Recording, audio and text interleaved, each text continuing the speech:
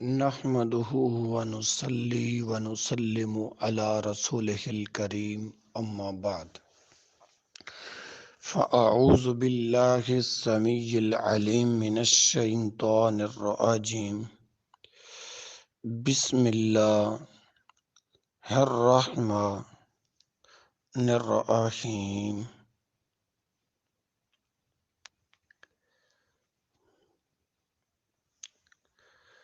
وقال النبي صلى الله عليه وسلم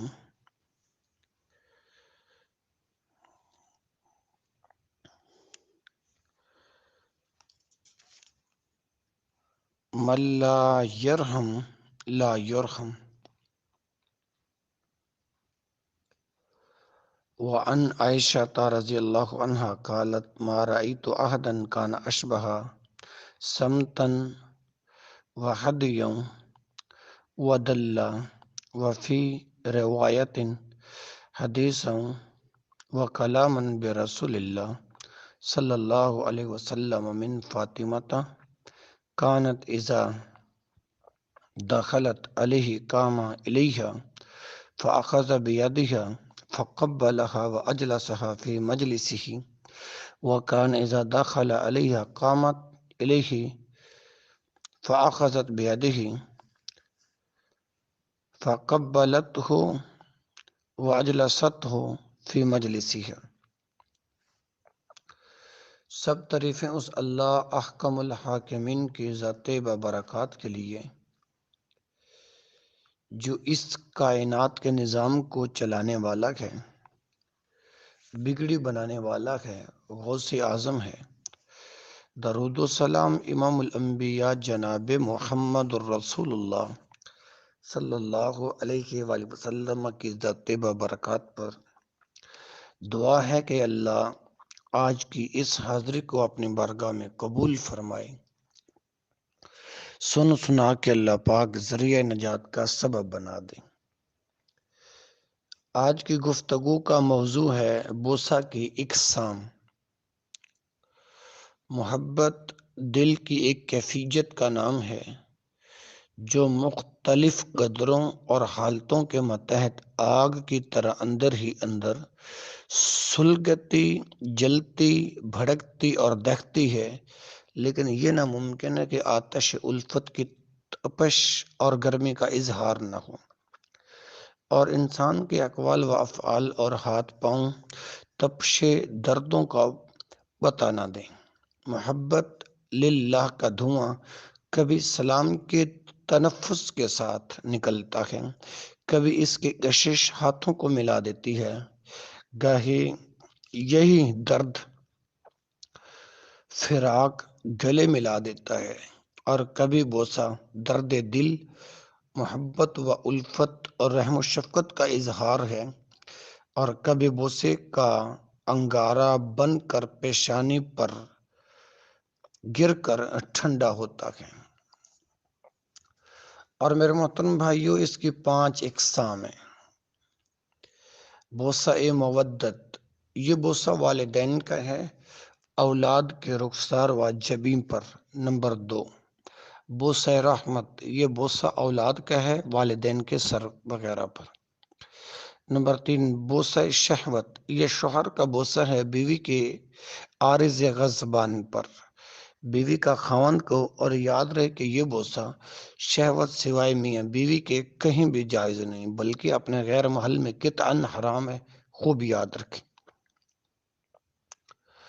اللہ اکبر کبیرہ۔ نمبر 4، بوسہ اخوت، یہ بوسہ ہمشیرہ کا ہے بھائی کی پیشانی پر۔ اور نمبر 5، بوسہ تحیت، یہ بوسہ مسلمانوں کا آپس میں ہے دونوں آنکھوں کے درمیان۔ بوسہ تحیت کے متعلق گزارش ہے کہ جس طرح معانے کا بھی وہی درست اور زیبا ہے، مناسب اور معقول ہے جو سفر سے مراجعت پر یا طویل جدائی کے بعد ہو،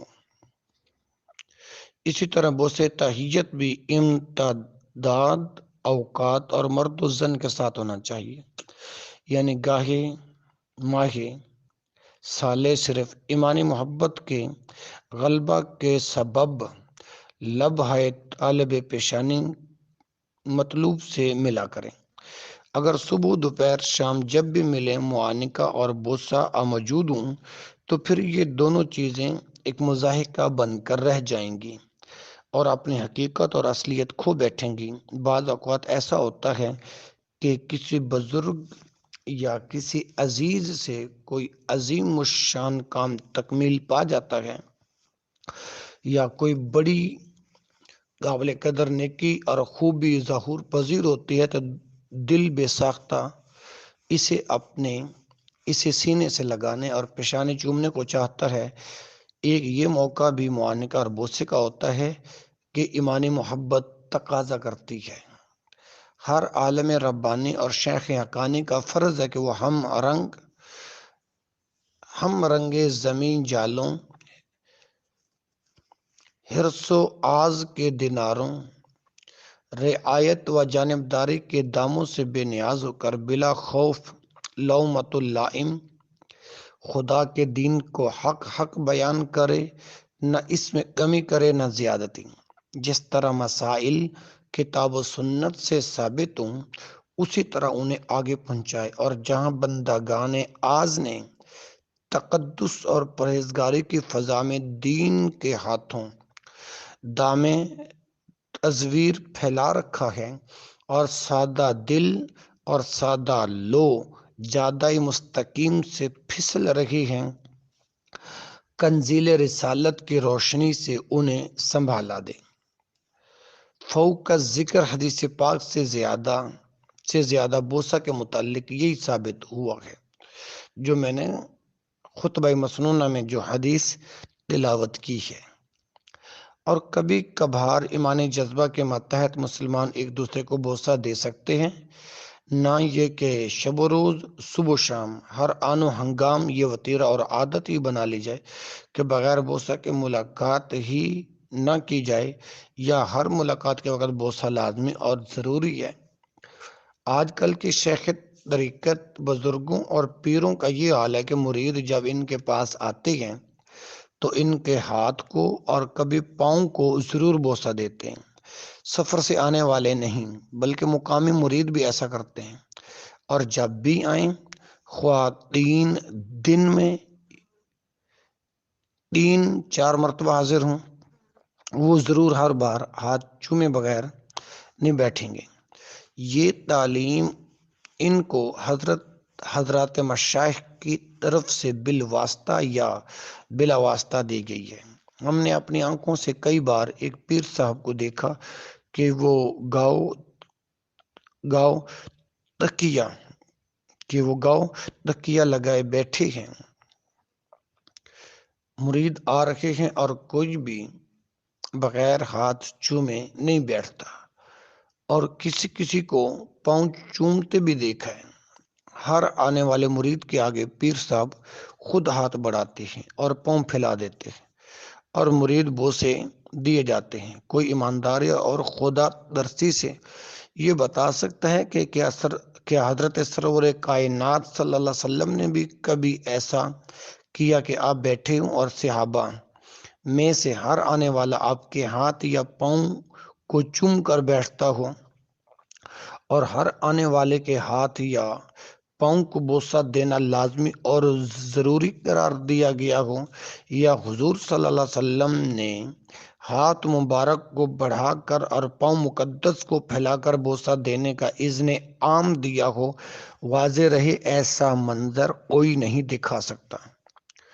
اور پھر میرے محترم بھائیوں، چوما چاٹی کرنا، پھر آپ سوچیں اور غور کریں کہ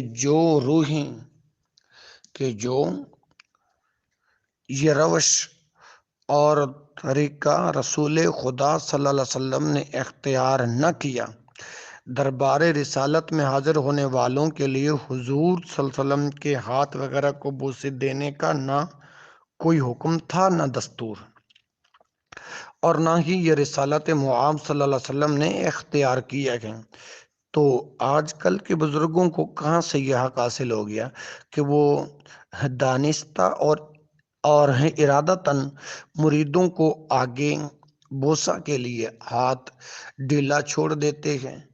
پاؤں پھیلا دیتے ہیں۔ دن میں اگر 200 بار یا 400 500 ملنے والے مرید آئیں تو ضرور بوسہ دے کر بیٹھیں۔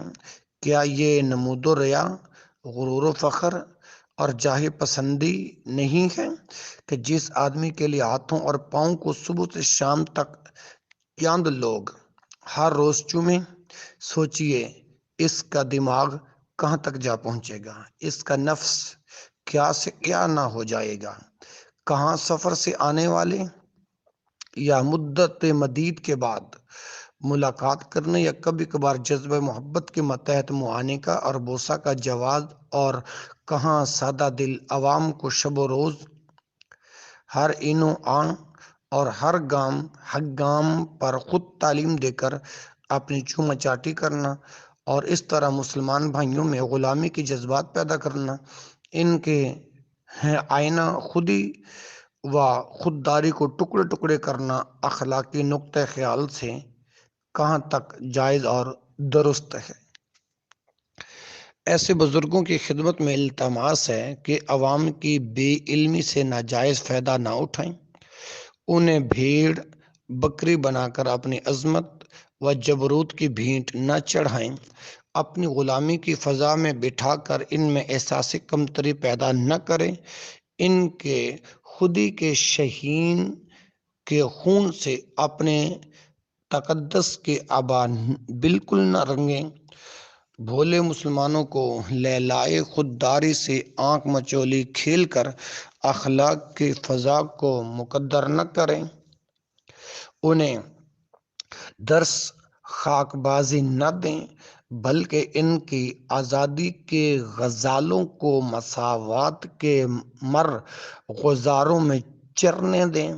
سادہ دل مریدوں کو آپ یہ تعلیم دیں کہ وہ جب آپ کے پاس آئیں تو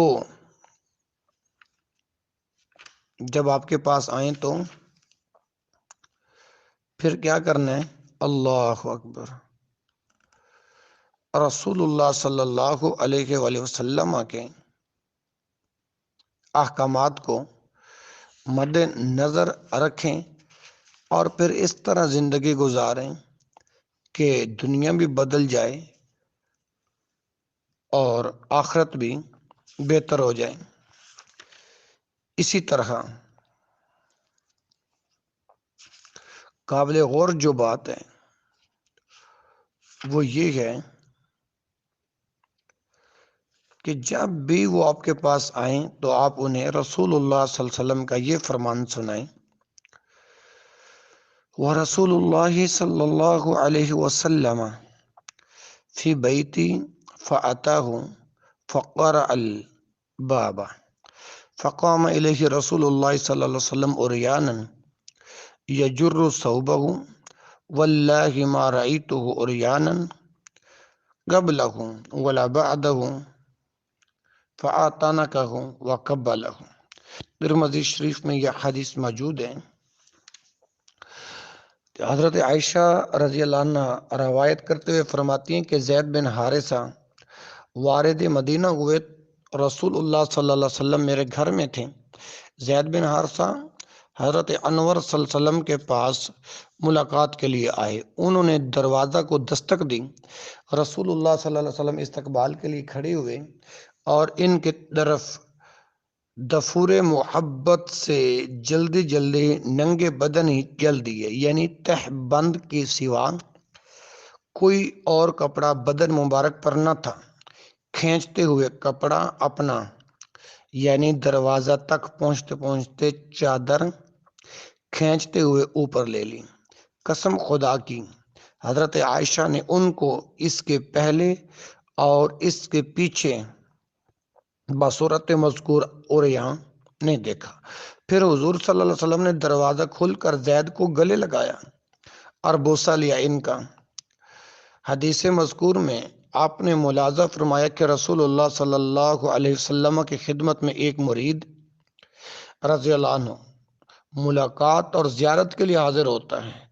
دروازہ کھٹکھٹانے پر جب حضور صلی اللہ علیہ وسلم کو زید بن حارثہ کے آنے کا پتہ چلتا ہے تو آپ کے دل میں اس کی محبت جوش مارتی ہے، اور پھر آپ جس حال میں بیٹھے ہوئے تھے بےتاب ہو کر دروازہ کھولنے کے لیے جلدی جلدی چل پڑتے ہیں، اور چادر بھی اوپر لینے کے لیے کھینچے چلے جاتے ہیں، حتیٰ کہ بدن مبارک کا اوپر کا حصہ چادر میں لپیٹ کر ملاقاتی کو سینے سے لگاتے ہیں اور اس کی پیشانی چومتے ہیں۔ بارش کے قطروں اور درختوں کے پتوں سے کروڑوں گنا زیادہ درود و سلام جناب رحمت للعالمین حضرت خاتم النبیین صلی اللہ علیہ وسلم کی ذات پاک پر۔ آپ نے اپنے ایک صحابی اور دوست کو کس گرم جوشی سے استقبال کیا، خلوص و محبت کی مشک بار فضا میں گلے سے لگایا، شرف بوسہ سے اس کی پیشانی کو رشک حوران خلد بنا دیا۔ مسند رسالت کے وارث، دور حاضر کے مشائخ اور زمانہ حال کے حجلہ نشین بھی کیا اپنے غریب مریدوں اور ملاقاتیوں سے ایسا سلوک کرتے ہیں، یا کبھی کسی کا رسالت معاب صلی اللہ علیہ وسلم کی طرح بے تابی سے تپاکانہ استقبال کیا ہے، یا ساری عمر اپنے ہی استقبال کرانے، ہاتھ پاؤں چمانے اور طلسم و ورد جگانے میں گزاری ہے؟ ایک اور حدیث سنیے جو ترمذی اور ابو داؤد میں موجود ہے۔ وعن ابی ہریرہ رضی اللہ عنہ ان اعرابیا اہدی لرسول اللہ صلی اللہ علیہ وسلم بقرۃ فعوضہ منها 6 بقرات۔ حضرت ابو ہریرہ رضی اللہ عنہ سے روایت ہے کہ ایک گنوار تحفہ کے طور پر رسول اللہ صلی اللہ علیہ وسلم کے لیے ایک جوان اونٹنی لایا، تو حضرت انور صلی اللہ علیہ وسلم نے اس کے عوض دیاتی کو 6 جوان اونٹنیاں عطا فرمائیں۔ فعوضہ منها 6 بقرات۔ صحابہ کی طرح السلام علیکم کہہ کر پکاریں۔ میں نے پہلے عرض کیا تھا نا کہ وہ جب آپ کے پاس آئیں مرید تو صحابہ کی طرح السلام علیکم پکار کر آئیں۔ بوسہ کے لیے ہاتھ یا پاؤں ہرگز آگے نہ کریں، بلکہ صرف تحیت مسنونہ پر ہی اکتفا کراتے ہوئے ان کو اپنا دینی بھائی سمجھ کر اپنے پاس بٹھائیں۔ اگر آپ چارپائی پر ہیں تو سب کے لیے چارپائیاں ہی ہوں، اگر فرش پر تشریف فرما ہوں تو دوست احباب بھی آپ کے پاس فرش پر ہی بیٹھیں۔ اللہ اکبر۔ فرمائیے، جو مرید اخلاق اور محبت کی دنیا لیے ہوئے آپ کے پاس آتے ہیں، کبھی آپ نے بھی اپنی جگہ چھوڑ کر کسی غریب بھائی کا استقبال کیا؟ کسی سے معانقہ کر کے اس کے ماتھے یا ہاتھ کو بوسہ دیا؟ رسول اللہ صلی اللہ علیہ وسلم فرماتے ہیں ان تحب للناس ما تحب لنفسک، کہ تو لوگوں کے لیے وہی بات پسند کریں جو اپنے لیے کرتا ہے۔ اگر آپ اپنے ہاتھوں یا پاؤں کے بوسہ کو پسند کرتے ہیں تو کبھی اپنی یہی پسند کی چیز دوسرے مسلمانوں کے لیے بھی پسند کی ہے؟ یعنی کبھی آپ نے اپنے مرید دوستوں کے ہاتھ کو بوسہ دیا، کبھی ان کے پاؤں کو بھی چومے؟ دیکھیے رسول اللہ صلی اللہ علیہ وسلم اپنے دوستوں، صحابیوں اور ملاقاتیوں سے کس طرح ملتے ہیں، کیسے اتفاق سے استقبال کرتے، گلے لگاتے ہیں اور پیشانی چومتے ہیں، جیسا کہ حدیث میں آپ کو سنا رہا تھا۔ اللہ اکبر۔ وعن عائشہ قالت قدم زید بن حارثۃ المدینہ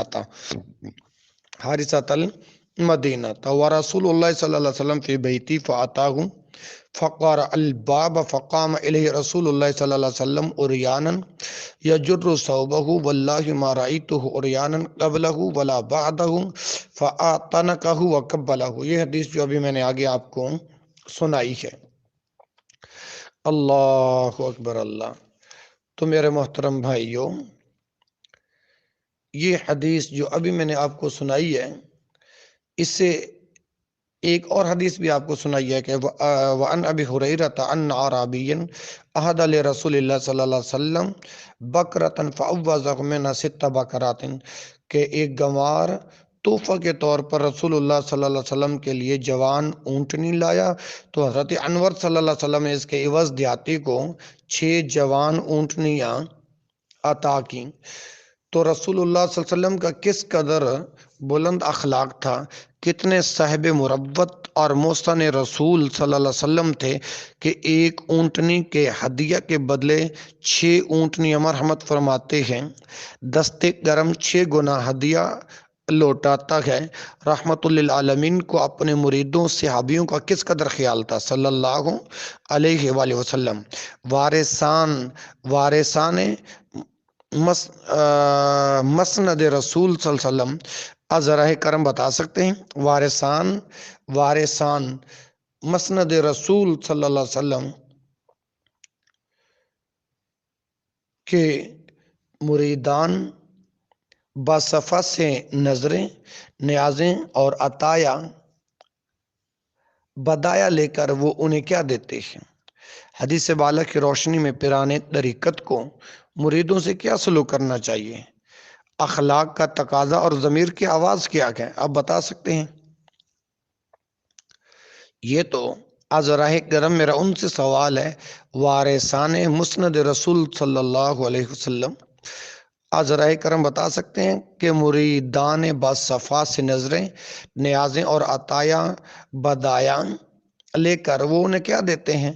اللہ میری توبہ، نفس کی نفسی اور شرارت سے تحفظ و تحسن کا خیال بے جز حول خداوندی خیال ہے، محال ہے اور جنون ہے۔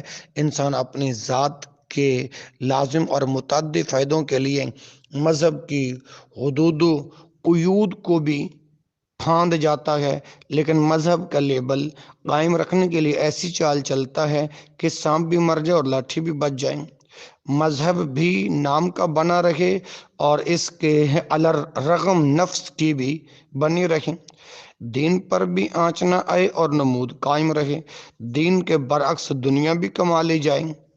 اللہ میری توبہ، ایک دفعہ ہمیں ایک گاؤں میں جانے کا اتفاق ہوا۔ اس گاؤں کے امام مسجد صاحب بھی ہماری ملاقات کے لیے تشریف لائے۔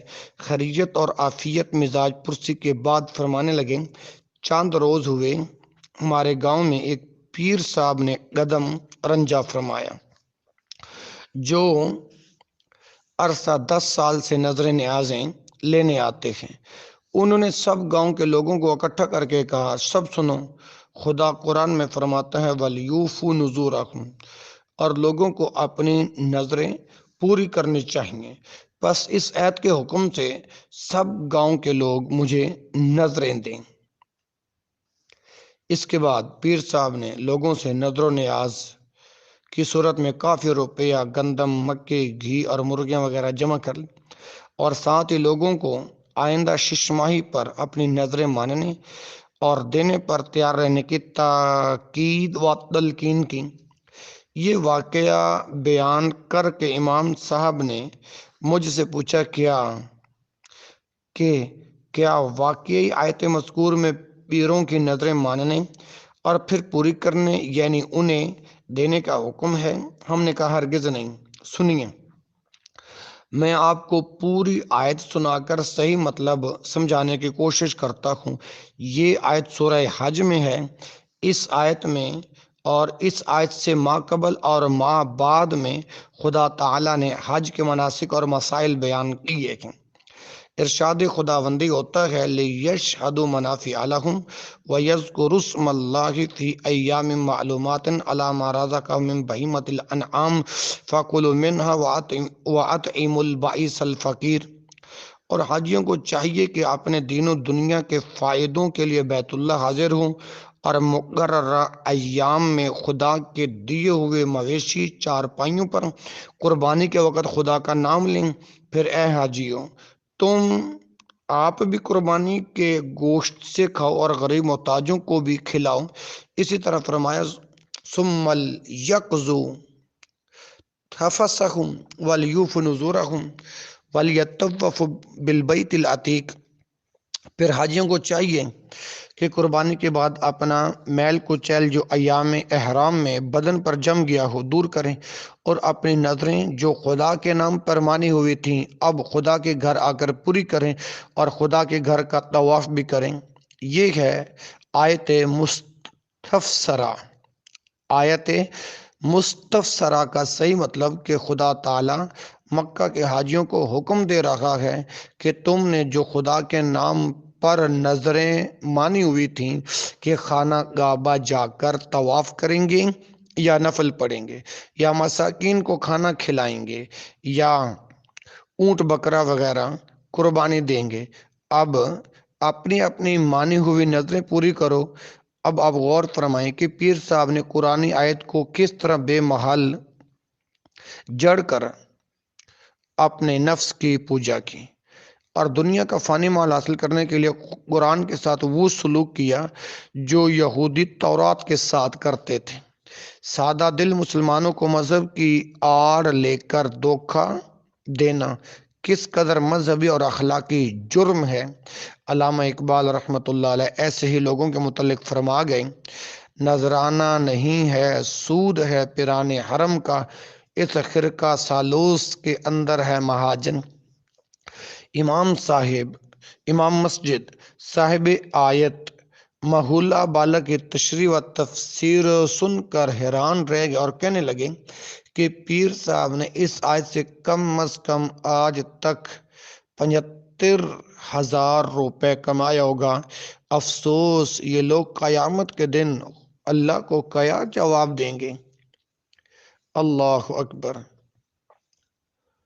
تو میرے محترم بھائیوں،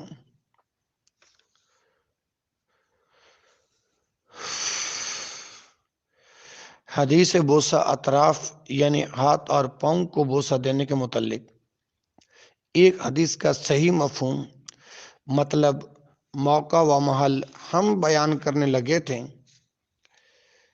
کہ جس حدیث کے ساتھ بزرگان زمانہ نے بے وفائی کر رکھی ہے، اس حدیث کے بیان کرنے سے پہلے ہمیں ایک آیت کے نورانی چہرہ سے غبار نفس دور کرنا پڑ گیا تاکہ ناظرین کو معلوم ہو جائے کہ عیار درویشی کس طرح آیت کی گچکول میں نظروں نیازوں کی بھیک مانگتی پھرتی ہے۔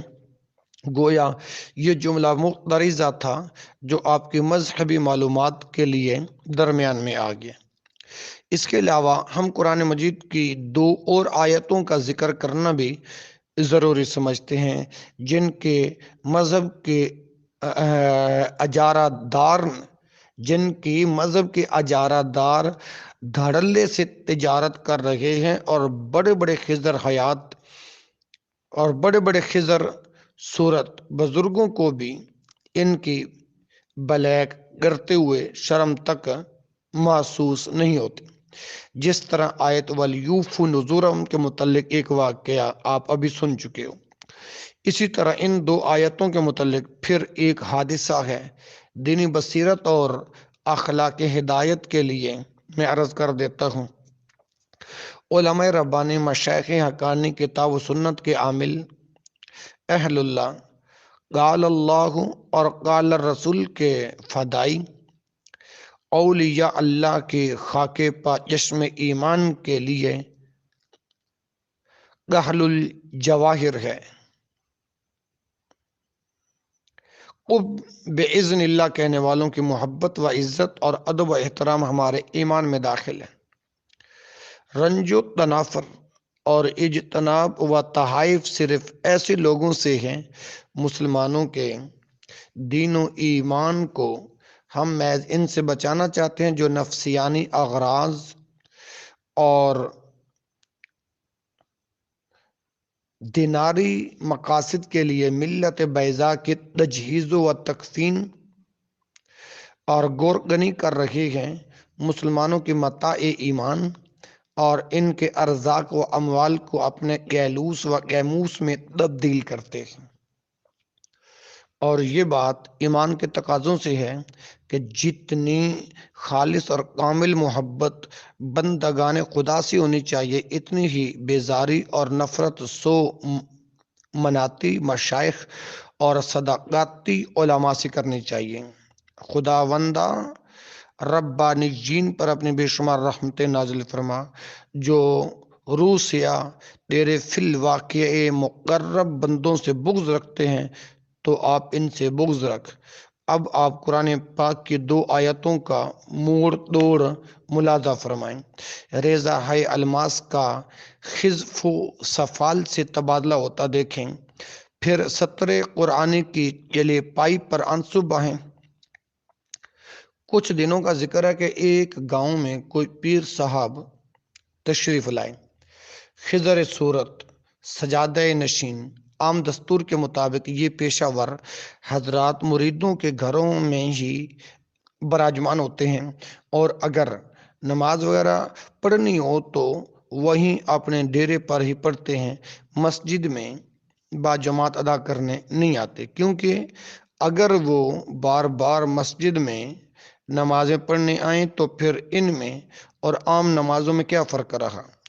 گھر میں تو وہ پلنگ پر بچھے ہوئے دودھ جیسے سفید بستر پر بیٹھیں، اور ان کے پاس پلنگ یا چارپائی پر بیٹھنا تو درکنار حضرت پیر کی چارپائی کو اگر کوئی ہاتھ لگائے تو پشتنی و گردنی زدنی قرار پائے۔ جب حالت یہ ہے تو پھر کس طرح ہو سکتا ہے کہ وہی حضرت مسجد میں صف پر لوہاروں، ترخانوں، جولاہوں، موچیوں اور حجاموں کے ساتھ مونڈوں سے مونڈا اور قدم سے قدم ملا کر کھڑے ہوں۔ ان کے لیے خلوص و تنہائی میں یعنی الوف رہنا ہی بہتر ہے۔ چیز جس قدر پردے میں پوشیدہ ہو، اسیر الحصول اور کمیاب ہو، اتنی ہی اس کی قدر اور مانگ بڑھتی ہے۔ جنس جب بار بار بکثرت منڈی میں آنے لگے تو ضرور سستی ہو جاتی ہے، اور بالیوں کے اندر موتیوں کے دانے کہلاتی ہے۔ اور یہ جو حضرت اقبال نے فرمایا، ایک ہی صف میں کھڑے ہو گئے محمود و ایاز، نہ کوئی بندہ رہا اور نہ کوئی بندہ نواز۔ آج کل کے پیشہ ور پیر طبقہ کی اکثریت اس عالمگیر اصول اور دستور اخوت سے ورا الورا ہے۔ اس قاعدہ کلیہ کے خلاف جناب پیر صاحب مغرب کی نماز کے لیے مسجد میں تشریف لے آئے۔ آپ حیران ہوں گے کہ مسجد میں کیوں کر آئے، بس آ گئے اور واقعی آ گئے، لیکن نماز مسجد میں پڑھنے کی نیت سے نہ آئے، کسی اور غرض سے نمازیوں کو شرف ملاقات بخشا۔ نماز جملہ متعارضہ تھی، ضمیمہ اور تکملہ تھی۔ مسجد کے امام صاحب کا بیان ہے کہ نماز سے فارغ ہو کر حضرت پیر صاحب نے فرمایا، میں نے نماز گھر پر ہی پڑھنی تھی، پر تمہیں 2 ضروری مسئلے بتانے تھے، اس لیے آج نماز کے لیے مجھے مسجد میں آنا پڑا۔ ایک مسئلہ مردوں کے متعلق ہے اور دوسرا عورتوں کے متعلق۔ سب گوش ہوش سے سنو۔ قرآن مجید کی ایک آیت سورہ فتح کے اندر ہے۔ اس آیت کے حکم سے مردوں کو میرے بائیت کرنی فرض ہے، اور وہ آیت یہ ہے، ان الذین یبایعونک انما یبایعون اللہ ید اللہ فوق ایدیہم فمن نکث فانما ینکث علی نفسہ ومن اوفی بما عاہد علیہ اللہ فسیؤتیہ اجرا عظیما۔ اس کے بعد پیر صاحب نے فرمایا، اب دوسری آیت سنو۔ یہ آیت سورۃ ممتحنہ کی ہے۔ اس آیت کے حکم سے تمام گاؤں کی عورتوں کو میری بائیت کرنی فرض ہے، اور وہ آیت یہ ہے، غور سے سنو۔ یا ایھا النبی اذا جاءک المؤمنات یبایعنک علی الا تشرکن باللہ شیئا ولا یسرکن ولا یزنین ولا یقتلن اولادہن ولا یأتین ببہتان یفترینہ بین ایدیہن وارجلکن ولا یعصینک فی معروف فبایعہن واستغفر لہن اللہ ان اللہ غفور رحیم۔ جناب پیر صاحب نے یہ دونوں آیتیں پڑھی اور سب نمازیوں کو حکم دیا کہ گاؤں میں جا کر اعلان کر دو کہ ان آیتوں کے روح سے تمام گاؤں کے مرد اور عورتیں میرے بائیت کریں۔ امام مسجد صاحب گاؤں سے ہمارے پاس تشریف لائے اور پیر صاحب کا سارا واقعہ بیان کر کے استفسار کیا، کیا واقعی ان آیتوں کے حکم سے تمام گاؤں کے مرد و زن کو حضرت پیر صاحب سے بائیت کرنے فرض ہے؟ اور دونوں آیتوں کے صحیح تفسیر اور اصل مفہوم کیا ہے؟ ہم نے محترم امام مسجد صاحب کو دونوں آیتوں کا ترجمہ، مفہوم، مطلب، تفسیر اور حکم، ان کا موقع اور محل کما ینبغی سمجھا دیا۔ پھر وہ سمجھنے کے بعد پیر صاحب کی ہوشیاری اور قرآن کے ساتھ زیادتی کرنے پر بہت حیران ہوئے اور کہنے لگے کہ یہ لوگ داور معاشر کو کون سا منہ دکھائیں گے؟ پیری مریدی کو بطور پیشہ کے اختیار کرنے والے عوام کے گلے میں اپنی بیعت کا گلادہ ڈالتے وقت عموماً یہی آیتیں سند میں پڑھتے ہیں۔ اس لیے ہم ان آیتوں کے مفہوم اور منطوق سے آپ حضرات کو آگاہ کرتے ہیں اور ان کا مطلب ذہن نشین کراتے ہیں تاکہ وہ خدا تعالیٰ اور اس کے رسول پاک صلی اللہ علیہ وسلم سے مخادعت کر کے اور سطر قرآن کو کلیپا بنانے والوں کی چالوں سے ہوشیار رہیں۔ پہلے آیت کا ترجمہ جو مردوں سے بائیت لینے کے متعلق ہے، ذرا توجہ سے سماعت فرمائیں۔ اللہ پاک ارشاد فرماتے ہیں، اے پیغمبر، جو لوگ صلح حدیبیہ کے وقت تمہارے ساتھ پر لڑ مرنے کی بائیت کر رہے ہیں، وہ تم سے نہیں بلکہ اللہ سے بائیت عہد کر رہے ہیں، اور تمہارا ہاتھ نہیں بلکہ قرب الہی کے روح سے خدا کا ہاتھ ان کے ہاتھوں پر ہے۔ پھر جو جہاد فی سبیل اللہ کا پکا قول و قرار اور جان دینے کی بائیت کر کے عہد شکنی کرے گا تو اس عہد شکنی کا وبال اسی کی جان پر پڑے گا، اور جو اس عہد بائیت کو پورا کرے گا اور جو اس نے خدا کے ساتھ کیا ہے تو خدا ان قریب بڑا اجر دے گا۔ یہ سورۃ فتح کی آیت نمبر 26 ہے۔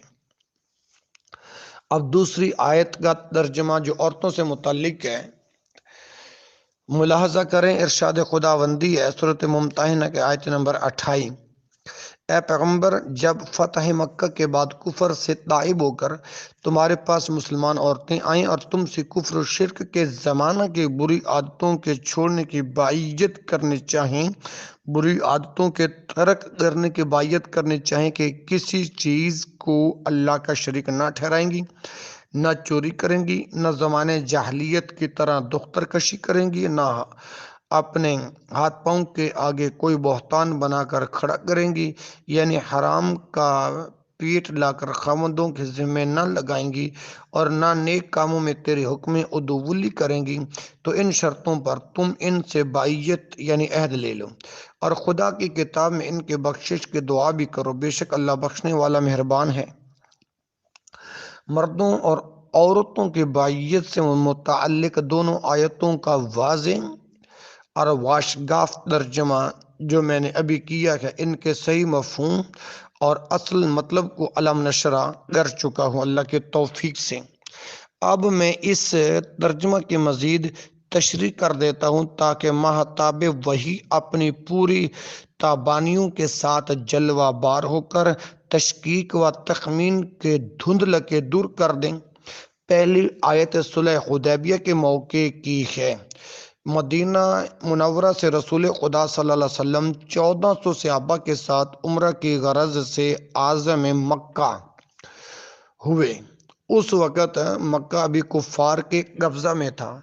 جب حضور انور صلی اللہ علیہ وسلم حدیبیہ پر پہنچے تو کفار نے آپ کو مکہ میں داخل ہو کر بیت اللہ کے طواف سے روک دیا۔ آپ نے فرمایا، میں یہاں طواف کعبہ کی غرض سے آیا ہوں، طواف کر کے واپس چلا جاؤں گا، لیکن کفار نے نہ مانا اور بات بڑھ گئی حتیٰ کہ لڑائی کے آثار نمودار ہو گئے۔ اس وقت حضور انور صلی اللہ علیہ وسلم نے اپنے 1400 صحابہ سے جہاد کی بائیت لی کہ اگر مجھے یہاں اللہ کے لیے لڑنا پڑ گیا تو کیا تم جہاد کرو گے؟ خدا کی راہ میں لڑو، مرو گے، جان دو گے، گردن کٹاؤ گے، شاہ رگ کا خون بہاؤ گے۔ اس پر سب نے بیعت کی اور جان دینے کا اقرار کیا۔ خدا تعالیٰ نے آیت مذکور میں اس جہاد کی بیعت کا ذکر کیا ہے اور اس بیعت کو بہت سراہا ہے۔ اب آپ غور فرمائیں، کیا رسول خدا صلی اللہ علیہ وسلم 1400 صحابہ سے مدینہ منورہ کے اندر بیعت لی تھی؟ ہرگز نہیں۔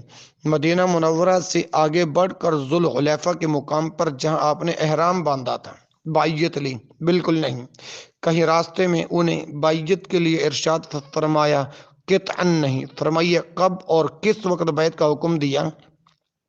دوپہر کے سورج کی طرح واضح ہے، حضور انور صلی اللہ علیہ وسلم نے اس وقت بیعت کا مطالبہ کیا، عین اس وقت جب کہ ضرورت نے شدت کے ساتھ تقاضا کیا۔ جب کفر اور اسلام کے ٹکرانے کا خدشہ پیدا ہوا، جنگ چھڑ جانے کی صورت نظر آئی، تو ایسے جنگی حالات میں سرور دو عالم صلی اللہ علیہ وسلم نے صرف جہاد کرنے اور راہ کے حق میں جان دینے کی بیعت لی۔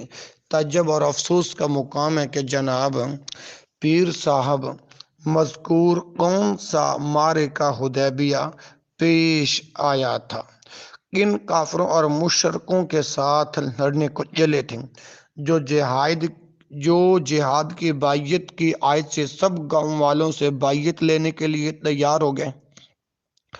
افسوس کہ جس آیت میں رسول خدا صلی اللہ علیہ وسلم کے ایک خاص مقام پر عین ضرورت کے وقت جہاد کی بیعت لینے کا ذکر ہے، اس آیت کو ایک خضر صورت حضرت پیر صاحب اپنی پیری مریدی کی دکان چمکانے کے لیے سائن بورڈ بنا رکھی ہیں۔ آیت میں جان دینے کا اقرار ہے اور یہاں مریدوں سے ہر ششماہی پر کچھ نہ کچھ لینے کا پیمان ہے۔ زمین کیا آسمان بھی تیری کچھ بینی پہ روتا ہے، غضب ہے سطر قرآن کو چلیپا کر دیا تو نے۔ حضور خاتم النبیین صلی اللہ علیہ وسلم کی مسند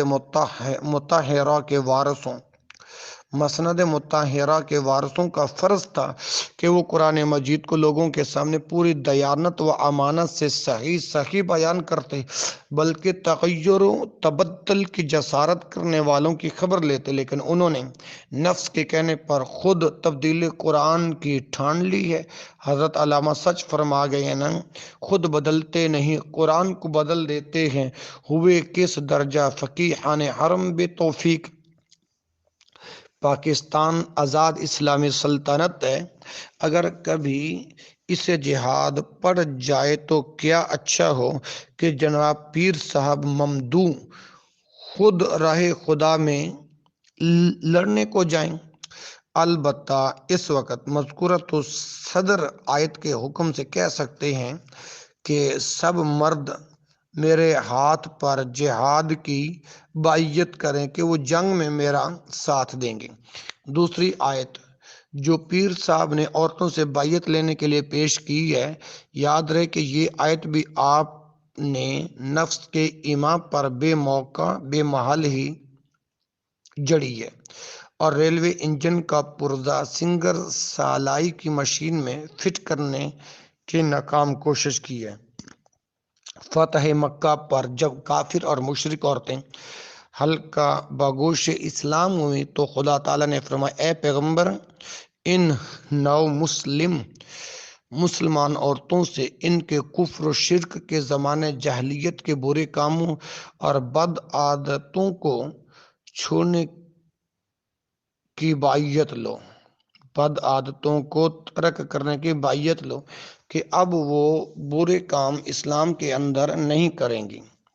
زمانہ جاہلیت میں وہ عورتیں دختر کشی کرتی تھیں، شب و روز بے شمار قسم کے شرکیہ کاموں کی مرتکب رہتی تھیں، بہتان ترازیاں ان کا شیوا تھا، حرام کے پیٹ اپنے خامندوں کے ذمہ لگانے میں بہت بے باک تھیں، اور اسی طرح جھوٹ بولنا ان کی گھٹی میں تھا۔ خدا قدوس نے فرمایا، اے پیغمبر ان نو مسلم عورتوں سے ایسی تمام بد عادتوں اور مشرکانہ عقائد و اعمال کے ترک کرنے کے بیعت لے لو۔ سوال پیدا ہوتا ہے کہ وہ کون سا کافروں کا ملک فتح ہوا جہاں غیر مسلم عورتیں حلقہ کی بگوش اسلام ہوئی اور پیر صاحب ان نو مسلم عورتوں سے ان کے کفریہ و شرکیہ عقیدتوں اور عمل کرنے کی باعزت لینے لگے تھے۔ پیر صاحب ممدو کو چاہیے کہ وہ امرتسر، پٹیالہ، نابھا، جنید وغیرہ تشریف لے جا کر اسلام کی تبلیغ کریں، اور پھر جب غیر مسلم عورتیں اسلام قبول کرنے لگیں تو اس وقت ان عورتوں سے عادات قبیحہ وغیرہ کے ترک کرنے کی باعزت لیں کہ قرآن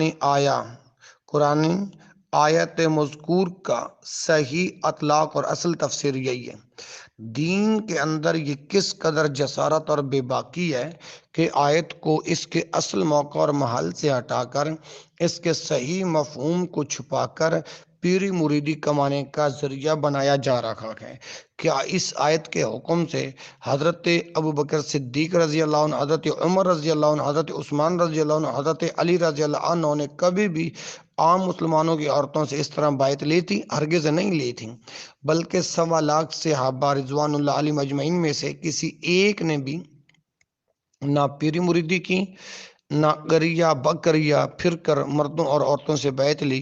پھر کس قدر افسوس ہے کہ آج کل قرآن آیتوں کو سینہ زوری سے ذریعہ معاش بنایا جاتا ہے، اور یہ کام صرف ایک ہی پیر صاحب پر موقوف نہیں بلکہ زمانہ حال کی تمام تر مقدس مہاجنی ان ہی 2 آیتوں کی نفسانی تفسیر پر منحصر ہے۔ خداوندا تیرے یہ سادہ دل بندے کدھر جائیں کہ سلطانی بھی عیاری ہے اور درویشی بھی عیاری۔ اللہ اکبر۔ جس طرح چالاک فقیر نے ایک آیت کو نفس کی گچکول بنا کر نظریں نیازیں مانگنی شروع کر دیں، اور عیار درویشی نے سورہ فتح اور سورہ ممتحنہ کی 2 آیتوں کو باعیت کا پٹا بنا کر مردوں اور عورتوں کے گلے میں ڈال دیا، اسی طرح خداوندان ولایت نے حدیث بوسہ اطراف کو اپنی شان و شوکت، جاہ و جلال، عظمت و جبروت کی بھینٹ چڑھا لیا ہوا ہے، اور نفس امارہ اس سے اپنے خرابہ کا خراج وصول کر رکھا ہے۔ اللہ اکبر۔ آپ اچھی طرح جانتے ہیں کہ رسول اللہ صلی اللہ علیہ وسلم اپنے گھر پر ہی جلوہ فرما ہوتے تھے، بہت وقت آپ مسجد میں گزارتے تھے، تبلیغ کے لیے مسجد سے باہر بھی تشریف لے جاتے تھے۔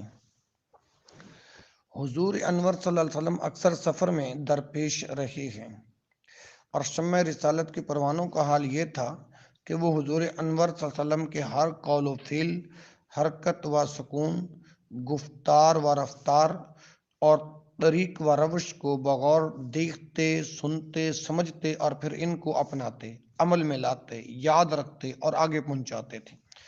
ہم بلا خوف تردید کہہ سکتے ہیں کہ 1.25 لاکھ صحابہ میں سے ایک صحابی کی بھی ایسی شہادت موجود نہیں ہے جو ملاقاتی بھی رسول رحمت کے رسالت گدا پر حاضر ہوتا، وہ آپ کے ہاتھ یا پاؤں چوم کر ہی بیٹھتا تھا، یا مسجد میں حضور صلی اللہ علیہ وسلم کی خدمت میں سینکڑوں بار یاب ہونے والے آپ کے ہاتھ پاؤں کو بوسہ دیتے تھے، یا سفر میں جہاں کہیں بھی رسول رحمت صلی اللہ علیہ وسلم کی ذات اقدس رحمت فرما ہوئی زیارت کا شرف پانے والے تقبیل اطراف کا فرض بجا لاتے تھے۔ اب جب کہ قرآن، حدیث، تفسیر، فقہ اور تاریخ میں یہ بات کہیں بھی موجود نہیں ہے کہ بوسہ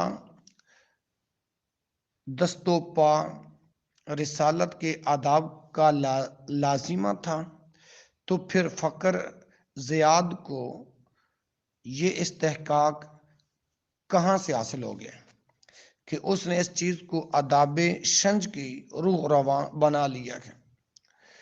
اب میں اس حدیث کی حقیقت بیان کرتا ہوں جن کو دلیل بنا کر بوسے اطراف، ہاتھ پاؤں چومنا کی طرح ڈالی گئی ہے، اور حلق پوشی نے لوگوں کو ہاتھ پاؤں چومنے کی تعلیم دی ہے۔ آپ ذرا اس حدیث کو بغور سے سماعت فرمائیں۔ حضرت زیرہ رضی اللہ عنہ جو وفد عبد القیس میں شریک تھے، روایت کرتے ہوئے کہتے ہیں کہ ہم سفر سے مدینہ طیبہ آئے اور جلدی سے اپنے اونٹنوں سے اتر کر رسول اللہ صلی اللہ علیہ وسلم کے ہاتھ اور پاؤں کو بوسہ دیا، اور ہمارے ساتھی منظر اشجع انتظار کرتے رہے کہ ہم لوگ رسول اللہ صلی اللہ علیہ وسلم کی قدم بوسی سے فارغ ہوں، یہاں تک کہ پھر انہوں نے اپنے گٹھڑی سے کپڑے نکال کر پہنے اور اس کے بعد رسول اللہ صلی اللہ علیہ وسلم کی خدمت میں حاضر ہوئے۔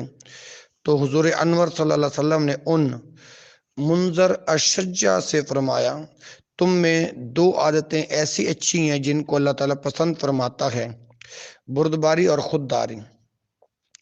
منظر اشجع نے دریافت کیا کہ یا رسول اللہ، کیا یہ دو عادتیں میں نے خود اختیار کی ہیں یا اللہ نے پیدائش سے وہ دونوں خصلتیں تخلیق فرمائی ہیں؟ حضور صلی اللہ علیہ وسلم نے فرمایا، نہیں، بلکہ اللہ تعالیٰ نے پیدائش ہی سے یہ دونوں خصلتیں تم میں ودیعت فرمائی ہیں۔ یہ سن کر منظر اشجع نے کہا، اللہ تعالیٰ کا شکر ہے جس نے مجھ میں دو ایسی خصلتیں پیدا فرمائیں جنہیں اللہ تعالیٰ اور اس کا رسول پسند کرتا ہے۔ تو اب یہ حدیث سننے کے بعد یہ اصلیت اور حقیقت واضح ہو گئی کہ وفد عبد القیس نے تو اپنے اونٹنوں سے جلدی اتر کر حضور کے ہاتھ پاؤں کو بوسہ دیا، اور ان کے ساتھی منظر اشجع نہ تو اپنے اونٹ سے جلدی اترے اور نہ انہوں نے دوسروں کی طرح حضور انور صلی اللہ علیہ وسلم کے ہاتھ اور پاؤں کو چوما۔ غور فرمائیں کہ اگر ہاتھ اور پاؤں کو بوسہ دینا اچھی بات ہوتی یا یہ فعل بزرگوں کے ادب میں داخل ہوتا تو بانی ادب حضرت محمد صلی اللہ علیہ وسلم وفد عبد القیس کی تعریف کرتے، ان کے بوسہ دینے کے فعل کو سراہتے، ان کی حوصلہ افزائی کرتے۔ آپ کی ذات تکلف سے پاک تھی اور حق بیانی آپ کا منصب تھا۔ سلسلہ تبلیغ میں کوئی چھوٹی بڑی بات آپ نہ چھوڑ گئے، نہ بھول گئے، نہ اپنی ذات سے متعلق فرماتے ہیں، انا اکرم الاولین و اکرم الاخرین، میں تا آدم اپنے سے پہلوں میں اور تا قیامت اپنے سے پچھلوں میں خدا کے نزدیک سب سے بڑھ کر بزرگ ہوں، ولا فخرا، اور میں یہ بات عذرائے فخر نہیں کہتا بلکہ خدا کے حکم سے ایک حقیقت کا اظہار کرتا ہوں اور مسئلہ بتاتا ہوں۔ اسی طرح اگر ہاتھ چومنا نہ چومنے اچھا ہوتا تو آپ اس سے بلا حجاب پسند فرماتے، بلا تکلف و حجاب، اچھائیوں، خوبیوں، اولوں اور تہذیبوں کو بیان کرنے والے اور پھیلانے والے حضرت اکرم صلی اللہ علیہ وسلم نے بوسہ دینے والوں کی طرف تو کچھ توجہ نہ کی، البتہ توجہ تعریف، خوشی اور رحمت کی بارہ سے اس شخص کو کشت محبت کو سیراب فرمایا، جس نے نہ اونٹ سے اترنے میں جلدی کی، نہ ہی رحمت دو عالم صلی اللہ علیہ وسلم کے اطراف پاک کو بوسہ دیا۔ ناظرین کرام، از راہ انصاف غور فرمائیں کہ مذکورۃ الصدر حدیث سے زیادہ یہی ثابت ہوا کہ وفد عبد القیس کے سفر سے آنے کی طرح اگر کوئی دیر کے بعد سفر سے واپس آئے تو فرط محبت سے اگر باپ یا استاد یا کسی عالم حقانی اور شیخ ربانی وغیرہ کا ہاتھ چوم لے تو گناہ نہیں ہے، لیکن عام مقامی لوگوں کو ہرگز ایسا نہیں کرنا چاہیے کہ جو آئے اور جتنی بار آئے اور جب آئے بغیر ہاتھ پاؤں وغیرہ چومے نہ بیٹھے، بلکہ اگر وہ دیر کے بعد سفر سے آئے تو فرط محبت سے چوم لے تو مباح آ گئے۔ اللہ اکبر اللہ۔ میرے محترم بھائیوں، یہ کس قدر ان لوگوں نے اللہ کے دین کو بدل دیا۔ اور یاد رکھیں، آخری گزارشات ہیں، ہاتھ پاؤں کا نہ چومنا اللہ اور رسول اللہ صلی اللہ علیہ وسلم کو پسند ہے۔ وفد عبد القیس نے جو اپنے اونٹوں سے جلدی اتر کر حضور انور صلی اللہ علیہ وسلم کے ہاتھ پاؤں کو چوما، اور ان کے ساتھی منذر اشجع نہ تو اونٹ سے جلدی اترے اور نہ انہوں نے رسول خدا صلی اللہ علیہ وسلم کے ہاتھ اور پاؤں کو دوسروں کی طرح بوسہ دیا۔ اس پر حضور انور صلی اللہ علیہ وسلم نے منذر اشجع کو بردباری اور خودداری کی صفات سے نوازا۔ بردباری یہ تھی کہ اپنے ساتھیوں کی مانند اونٹ سے نہایت تیزی اور جلدی سے نہ اترے، اور خودداری ان کی یہ تھی کہ حضور صلی اللہ علیہ وسلم کے دستے پاک کو انہوں نے بوسہ نہ دیا۔ اس پر حضور صلی اللہ علیہ وسلم نے منذر اشجع کی تعریف کی۔ معلوم ہوا کہ ہاتھ پاؤں کا چومنا کوئی شرعی مسئلہ نہ تھا، دین کا حکم نہ تھا۔ اللہ اکبر۔ حضور انور صلی اللہ علیہ وسلم کی عزت اور توقیر کا اس پر دار و مدار نہ تھا۔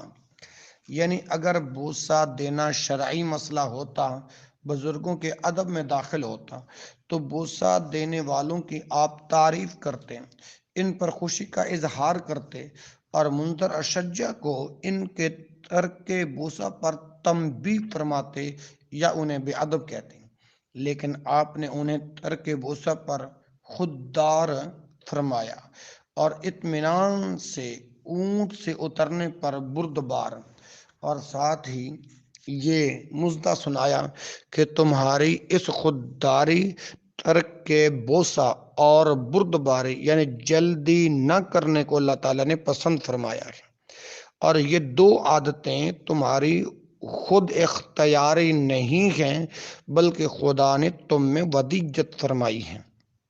پھر منذر اشجع نے خدا کا شکر کیا کہ ان کی دونوں عادتیں خدا کی پیدائشی ودیعت ہیں، امانت ہیں، اور ان عادتوں اور خصلتوں سے خدائے لا یزال اور رسول کائنات صلی اللہ علیہ وسلم خوش ہیں۔ میرے بھائیو، رسول اللہ صلی اللہ علیہ وسلم خدا کے اتنے برگزیدہ پیغمبر ہیں، آپ کی بشریت عند اللہ اتنی مقرب و مقبول ہے اور ابدیت اطاعت کی وجہ سے اس درجہ محبوب ہے۔ ذات اقدس اس قدر بزرگ اور کہکشاں گیر مدارج کی حامل ہے کہ اگر حضرت اکرم صلی اللہ علیہ وسلم ترازو کے ایک پلڑے میں قدم رکھ دیں اور دوسرے پلڑے میں تمام اولاد آدم، کل فرشتے اور جن بٹھا دیے جائیں تو یہ سب اپنے مجموعی وزن سے رسالت مآب صلی اللہ علیہ وسلم کے پلڑے کو ہلا بھی نہیں سکیں۔ اتنے بلند پایا حضرت رسول خدا حضرت محمد صلی اللہ علیہ وسلم نے اپنے ہاتھ پاؤں کے بوسہ کے ترک پر خوش ہوتے۔ کیا مطلب؟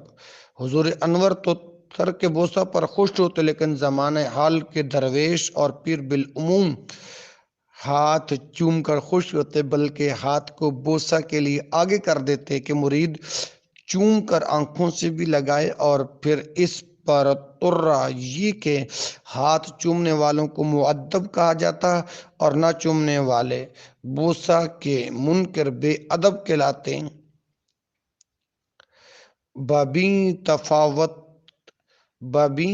تفاوت رہ اجا ستا بکجا، اور خدا کی خوشی کی بھی خبر دیتے اور منذر اشجع کے ترک بوسہ کو پسند فرما کر امت کو درس خودداری دیتے ہیں، اور کہ اگر کوئی مہینوں یا برسوں کے بعد بھی سفر سے واپس آئے تو اپنے بزرگوں کے ہاتھ نہ چوم کر اور خوددار بنے، اور اس طرح خوددار اور تارک بوسہ بزرگان بن کر خدا اور اس کے رسول کو راضی اور خوش کریں۔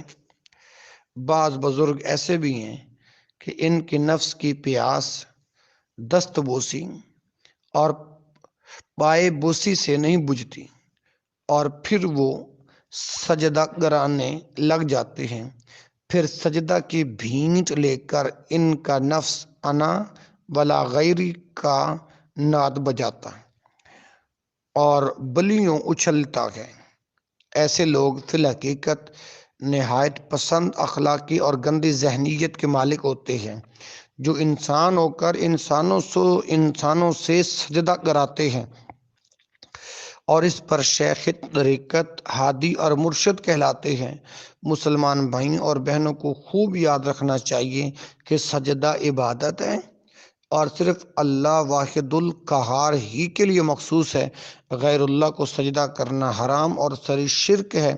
انسان کا سجدہ کرانا اور اسے سجدہ کرنا نہایت کمینگی، دنایت اور اخلاق کا دیوالیہ بن جاتا ہے۔ اس کے استحصال کے لیے ہم رسول خدا صلی اللہ علیہ وسلم کا حکم بیان کر دیتے ہیں۔ اللہ اکبر۔ وَعَنْ قَيْسِ بْنِ سَعْدٍ قَالَ أَتَيْتُ الْحِيرَةَ فَرَأَيْتُهُمْ يَسْجُدُونَ لِمَرْزُبَانٍ لَهُمْ فَقُلْتُ لِرَسُولِ اللَّهِ صلی اللہ علیہ وسلم أَحَقُّ أَنْ يُسْجَدَ لَهُ فَأَتَيْتُ رسول اللہ صلی اللہ علیہ وسلم فَقُلْتُ إِنِّي أَتَيْتُ الْحِيرَةَ فَرَأَيْتُهُمْ يَسْجُدُونَ لِمَرْزُبَانٍ لَهُمْ فَأَنْتَ أَحَقُّ بِأَنْ يُسْجَدَ لَكَ فَقَالَ لِي أَرَأَيْتَ لَوْ مَرَرْتَ بِقَبْرِي أَكُنْتَ تسجد له فقلت لا فقال لا تفعلوا لو كنت آمر أحدا أن يسجد لأحد لأمرت النساء أن يسجدن لأزواجهن لما جعل الله لهم عليهن من حق۔ قیس بن سعد سے روایت ہے، اس نے کہا کہ میں ہیرا، نام جو ہے نا یہ ایک شہر کا نام ہے، اس نے کہا کہ میں ہیرا میں آیا ہوں، یعنی ہیرا شہر سے آیا ہوں۔ میں نے وہاں کے لوگوں کو دیکھا کہ وہ اپنے سردار کو سجدہ کرتے ہیں۔ پھر میں نے اپنے دل میں کہا کہ یقیناً رسول اللہ صلی اللہ علیہ وسلم سجدہ کے لائق تر ہیں۔ اس سردار ہیرا سے میں پھر سفر سے لوٹ کر رسول اللہ صلی اللہ علیہ وسلم کی خدمت میں حاضر ہوا اور عرض کیا کہ حضور، میں کوفہ کے اس شہر ہیرا میں گیا تھا، میں نے وہاں کے لوگوں کو دیکھا کہ وہ اپنے سردار کو سجدہ کرتے ہیں۔ حضور، آپ سردار ہیرا سے بدر جہاں لائق تر ہیں کہ آپ کو سجدہ کیا جائے۔